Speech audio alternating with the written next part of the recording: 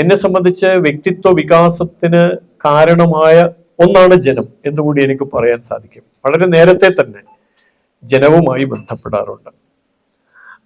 ജനം TV തുടങ്ങുന്നതിന് മുമ്പ് അതിന്റെ പ്രൊമോഷൻ മറ്റു കാര്യങ്ങൾക്കോ വേണ്ടി കുറെ യാത്ര ചെയ്തിട്ടുണ്ട് ഞാൻ. തൃശ്ശൂരിലാണ് ജനത്തിന്റെ ആദ്യകാലത്തെ പ്രവർത്തനം ആരംഭിച്ചത് എന്നതുകൊണ്ട് വിശ്വരൂപേട്ടനൊക്കെ നമുക്കറിയാലോ. അദ്ദേഹത്തിന്റെ കൂടെ ഞാൻ കാസർഗോഡ്, കോഴിക്കോട്, അങ്ങനെ പാലക്കാട് അവിടെയൊക്കെ പോയിട്ട് നമ്മുടെ സംഘടനാ രീതിയിലുള്ള യോഗങ്ങളിലൊക്കെ ഞാൻ പങ്കെടുത്തിട്ടുണ്ട്.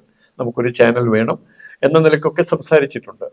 അതുകൊണ്ട് എനിക്ക് ആ കാര്യത്തിൽ അഭിമാനമുണ്ട്. എൻ്റെ കൂടി വാക്കുകൾ ജനത്തിന് വേണ്ടി മുൻകാലങ്ങളിൽ പലയിടങ്ങളിലും മുഴങ്ങിയിട്ടുണ്ട് എന്ന കാര്യത്തില്.